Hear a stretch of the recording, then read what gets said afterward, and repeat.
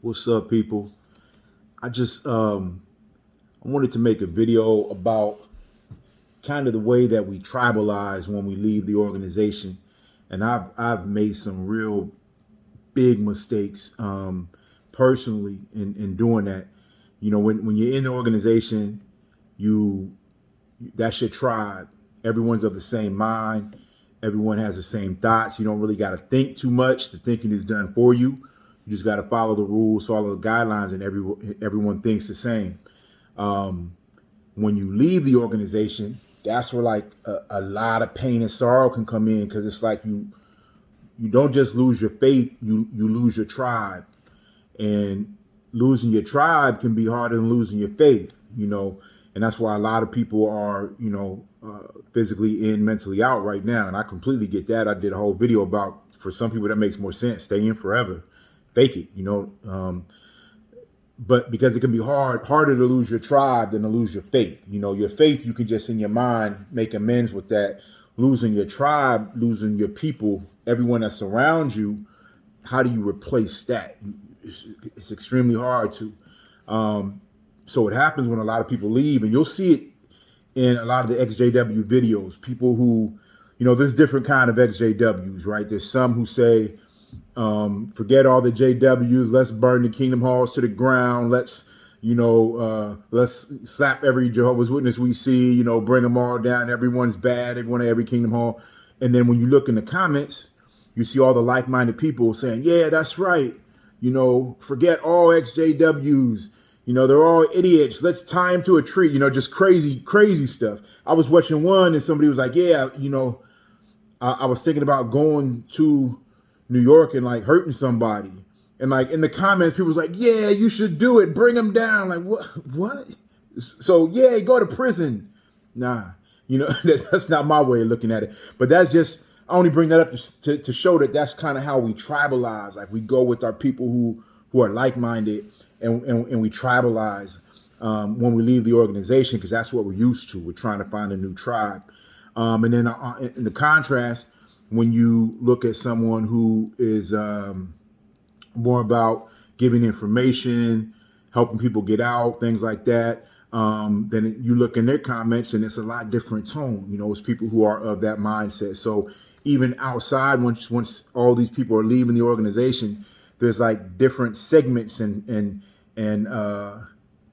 not really religious, but kind of denominations of XJWs. There's different groups that believe in different things.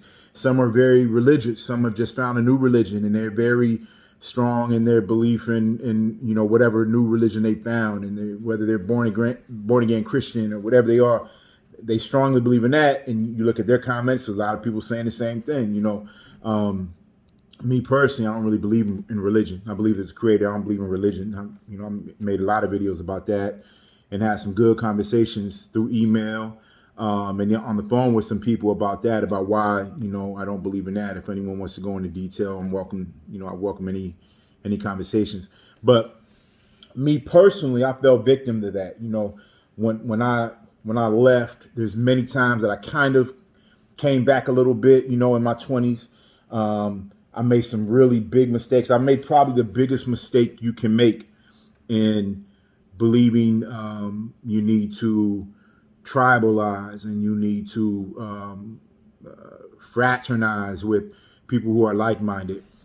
I actually married someone a long time ago, and I've been divorced from that person for a long time.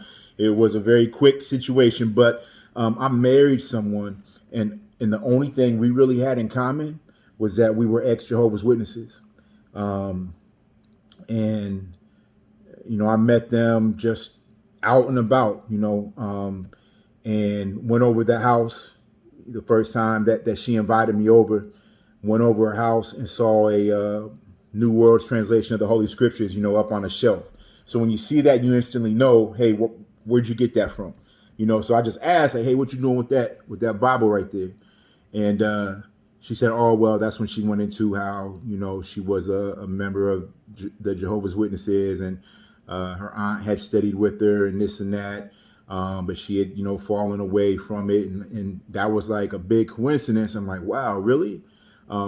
Me too, and at that point when you're kind of freshly out and you're still kind of hanging in there a little bit and going to maybe some assemblies, some conventions, memorials, for a moment it crossed my mind like, those little pieces cross your mind like, maybe it is the truth and maybe I'm supposed to meet this person. Maybe there's a reason for all this. So that was like the core of our kind of our relationship, was just talking about those similarities and things that we believed in.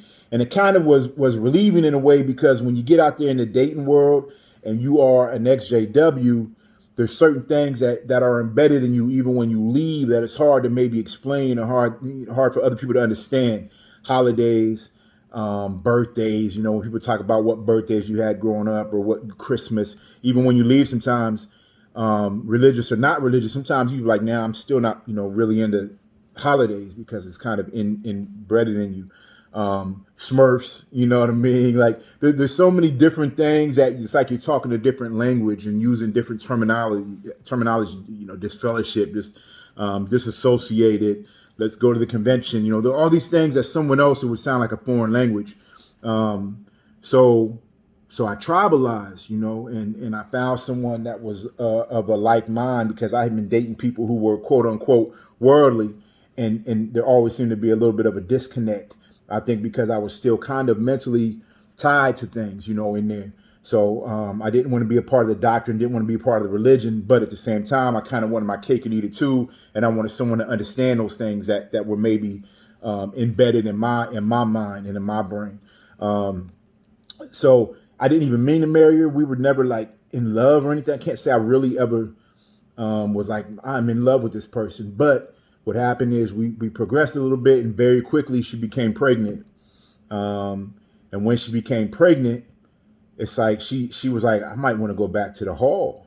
I'm kind of scared now. When those big life moments happen, and if all the doctrine isn't out of you, you start to say, man, maybe I need to go back. I know it happened to me a couple of times. I had a fire in the house one time, just kind of sidetracking.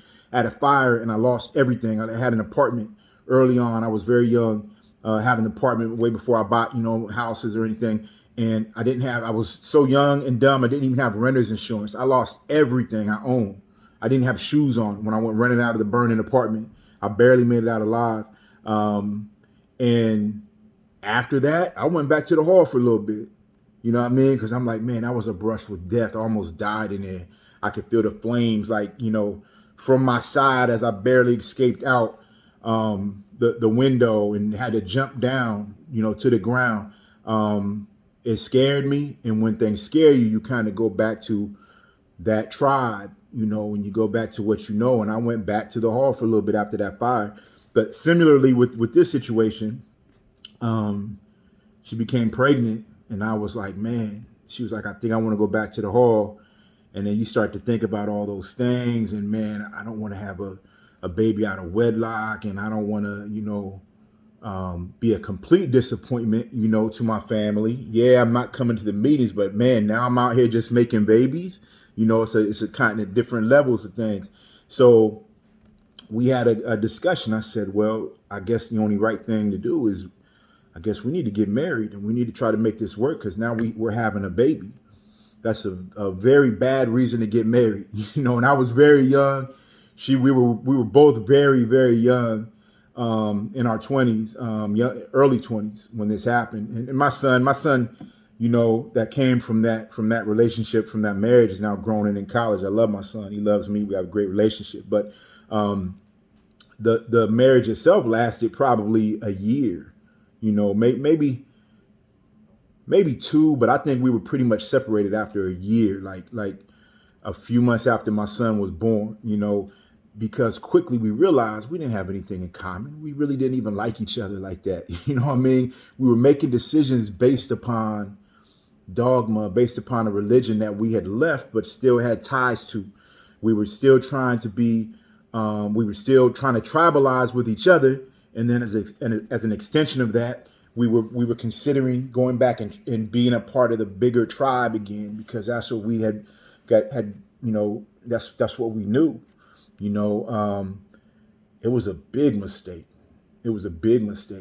And and you know, you I would always tell people, don't ever make sure when you're getting married or something, you know, make sure it's for the right reason, because that was probably one of my biggest mistakes I ever made, because the situation itself, you know, ended up turning into years of, like, you know, court battles for custody of my son, and, you know, going back and forth to court and going through all kinds of nonsense, and, you know, just a whole bunch of drama and nonsense.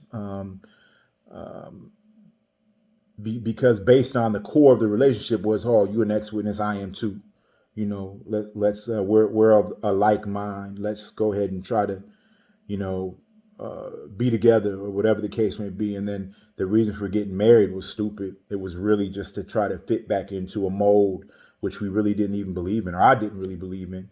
Um, you know, so luckily I was able to make it out of that fairly quickly without it turning into a, you know, a long drawn out 10, 15 year situation where you're miserable in a marriage or something. But I thought it was important to share that, because to me that was like a big error based upon tribalizing and trying to stay within that tribe. So I just share that to say people need to be careful when you're out there.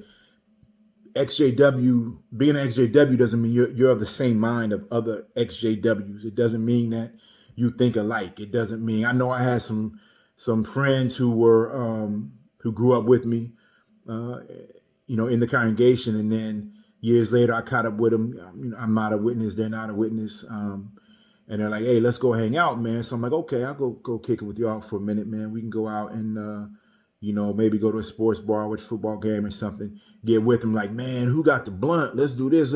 And I'm like, "Man, being an ex-JW doesn't mean I'm sitting here and smoke weed with y'all. Like, that's not something I enjoy. Like, I got things to do. You know, I need to be productive. I'm not gonna sit around here and get drunk with y'all. I ain't gonna sit around here and smoke weed with y'all. Like, that's not what I do." It's like they just expect it. "Oh, we're not a witness no more. Now let's go do this," which, you know, we're not of the same mind.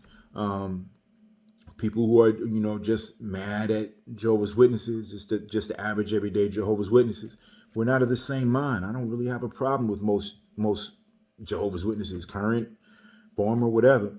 Um, I kind of, I think there's different levels to thinking and how you think about things, how you look at things. But that fraternity and that tribe that you're a part of will have you make some decisions. It'll also make you feel alone. Sometimes it'll make you join up with some other people that you think are like-minded, that really you come to realize, nah, we're not really alike. We don't really see things the same, or look at things the same.